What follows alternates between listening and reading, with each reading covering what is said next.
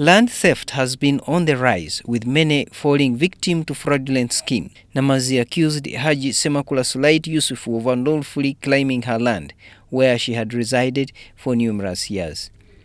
Her food source has been repeatedly disrupted, leaving her at 99 years old with nothing to eat. She has made a heartfelt appeal to authorities to intervene in this distressing matter.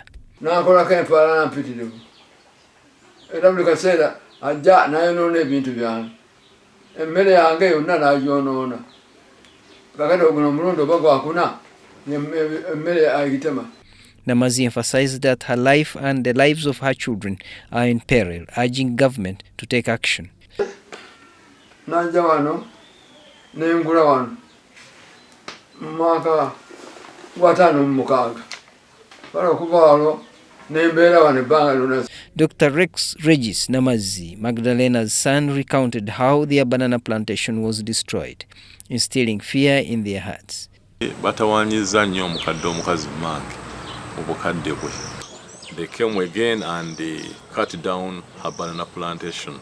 He lamented that even the local police failed to provide assistance and instead sided with those attempting to seize their property.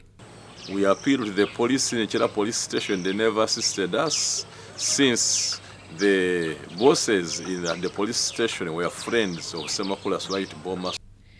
A witness to the destruction, Simon Turatunga, described the situation and how the plantation was vandalized. Around 10, they came, gang of thieves, a group of people with the others with the pangas, start slashing the banana plantation. Haji Semakula Sulaiti, the alleged perpetrator behind the destruction, responded to inquiries over the phone. Ebiri